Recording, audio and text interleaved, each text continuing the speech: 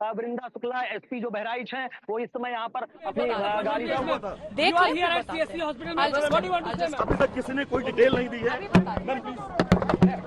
आप थोड़ा सा डिटेल दीजिएगा मैम, बहुत सारे सवाल हैं। मैम क्या कहना चाहेंगी मैम, आप क्या कहना चाहेंगे मैम, क्या आप पहला कमेंट क्या है? 5 लोगों की गिरफ्तारी हुई है, 5 लोगों की, उनमें से 2 को पुलिस की गोली से इंजरी हुई है। ठीक है, अभी उनका हालत देख लें, फिर डिटेल्स। मैम क्या नाम है मैम? दोनों ठीक है, दोनों का नाम क्या है मैम? जी, एक का नाम है मोहम्मद सरफराज, एक का नाम है मोहम्मद तालीम। कहाँ पर ये एनकाउंटर हुआ मैम? नानपारा क्षेत्र। कहाँ पर? नानपारा। भागने की कोशिश कर रहे थे मैम? नेपाल का क्या कनेक्शन है मैम? उसके नजदीक अभी बताती हूँ, मैं देख के आई विल कम एंड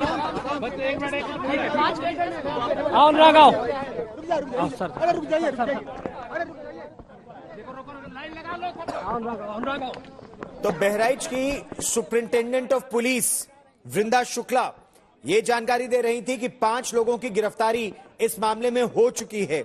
2 के पैर में गोली लगी है, मोहम्मद सरफराज और मोहम्मद तालीम। और नानपारा के इलाके में यह इनकाउंटर हुआ है, जहां पर ये जो आरोपी थे 5, वो नेपाल भागने की फिराक में थे। और दोनों की तस्वीर आप देख सकते हैं। दोनों को अब अस्पताल लाया गया है क्योंकि गोली अभी भी पैर में दोनों के अभी भी लगी है। तो मारना इरादा नहीं था अभिषेक, उत्तर प्रदेश पुलिस का यह साफ है। पैर में गोली मारी। और जो वहां के विधायक है सुरेश्वर सिंह, उनका तो आरोप यह है, उनका तो कहना यह है कि पहले इन दोनों आरोपियों ने गोली चलाई, पुलिस ने जवाबी कार्रवाई की। क्या पुलिस की तरफ से इसकी पुष्टि हुई है? नहीं, बिल्कुल पुलिस की तरफ से सीधे इस बात की पुष्टि नहीं हुई, लेकिन अमूमन इस तरीके के एनकाउंटर्स में यही निकल करके आता है कि जब उनको चेज किया गया, उनको चैलेंज किया गया, तो जो आरोपी हैं उन्होंने गोलियां चलाई हैं। इस मामले में भी यही हुआ है, ऐसा पूरी तरीके से लगता है। और 2 लोगों को गोलियां लगी हैं। लेकिन इंपॉर्टेंट यही है कि अभी जब हम जो वृंदा शुक्ला हैं उन्हें जब हम सुन रहे थे, तो अभी वो भी उनकी कंडीशन बताने की स्थिति में नहीं है। लेकिन जो सीएचसी है नानपारा की, जहां पर ये पहले लाए गए थे हाफ एनकाउंटर के बाद, हाफ एनकाउंटर हम इसलिए कह रहे हैं क्योंकि पैरों में गोलियां लगी हैं दोनों को, एक के जांग में गोली लगी है, एक के पैर में नीचे गोली लगी हुई है। तो डॉक्टर का यह दावा है कि दोनों को बहुत ज्यादा खतरा नहीं है, लेकिन अभी भी गोलियां फंसी हैं और उन्हें नानपारा से अब लाया गया है बहराइच के सदर अस्पताल में। क्या यहां गोलियां निकाली जाएंगी, क्या आगे की? उनमें से 2 को पुलिस की गोली से इंजरी हुई है। ठीक है, अभी उनका हालत देख लें, फिर डिटेल्स। मैम क्या नाम है मैम? दोनों ठीक है, दोनों का नाम क्या है मैम? जी, एक का नाम है मोहम्मद सरफराज, एक का नाम है मोहम्मद तालीम। कहाँ पर ये एनकाउंटर हुआ मैम? नानपारा क्षेत्र। कहाँ पर? नानपारा। भागने की कोशिश कर रहे थे मैम? नेपाल का क्या कनेक्शन है मैम? उसके नजदीक अभी बताती हूँ, मैं देख के आई विल कम एंड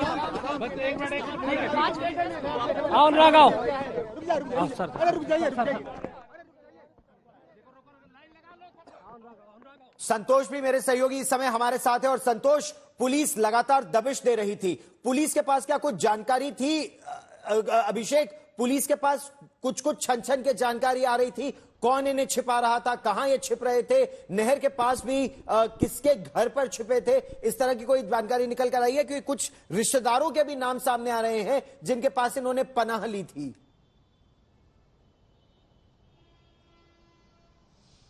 निश्चित तौर पर देखिए, पहले तो उसकी बहन का बयान आया है कि पुलिस ने उठाया है, लेकिन निश्चित तौर पर जो इलेक्ट्रॉनिक सर्वेलांस है ये आज के समय में बहुत कुछ तय करता है। पूरे इस बहराइच के उस इलाके में इंटरनेट पूरी तरीके से शटडाउन था। ये लोग नेपाल भागने की फिराक में थे। निश्चित तौर पर पुलिस के पास भी जो इलेक्ट्रॉनिक सर्वेलांस के जो इनपुट्स थे वो मौजूद थे। ये लोग आपस में बातें कर रहे थे, ये भी बताया जा रहा है। लेकिन ये लोग आज नेपाल की तरफ भागने के फिराक में थे। कल एक की गिरफ्तारी हुई है, आज बाकी 4 गिरफ्तार किए गए हैं। क्या चारों एक साथ भाग रहे थे? लेकिन 2 एक साथ थे, ये बात बिल्कुल तय है।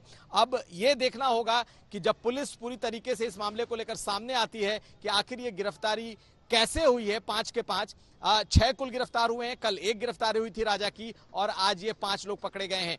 तो निश्चित तौर पर जो शुरुआती जानकारी है उसके मुताबिक ये है कि इन्हें पुलिस ने चैलेंज किया था नानपारा के उस इलाके में, इंडो नेपाल जो बॉर्डर है, खासकर बहराइच नेपाल का जो बॉर्डर है, वहां पर ये भाग रहे थे और इनको पैरों में गोलियां लगी हैं। अभी सबसे इंपॉर्टेंट ये है कि आखिर जो सीएचसी के डॉक्टर ने कहा कि ये खतरे से बाहर हैं, तो क्या खतरे से सही में बाहर हैं, इसका हमें इंतजार करना पड़ेगा, क्योंकि अभी इस बारे में आधिकारिक तौर पर पुलिस और प्रशासन की तरफ से कुछ सामने नहीं आया है।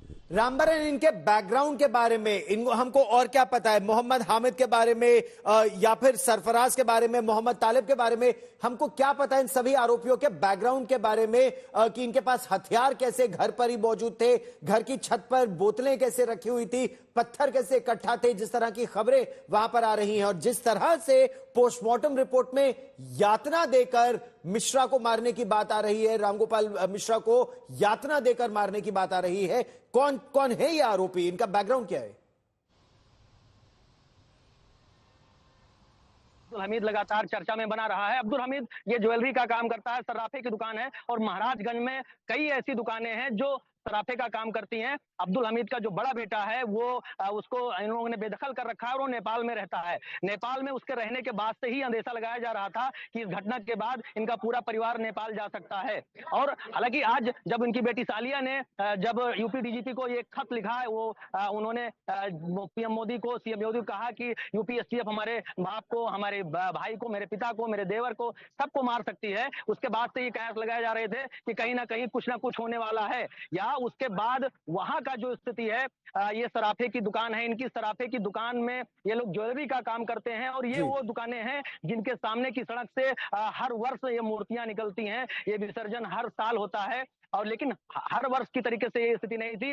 लगातार जो आज तक दिखा रहा है कि जो हामिद है, हामिद के घर से जो बोतलों का मिलना है, जो वहां पर वेपन्स का मिलना है, वो ये बताता है कि इनका बैकग्राउंड किस तरीके का है। क्योंकि जिस तरीके से गोली मारी गई है, जिस तरीके से उसके साथ बर्बरता करी गई है रामगोपाल की, ये बताने के लिए काफी है कि इन लोगों का किस तरीके का वहां का बैकग्राउंड है और किस तरीके से काम करते रहे हैं।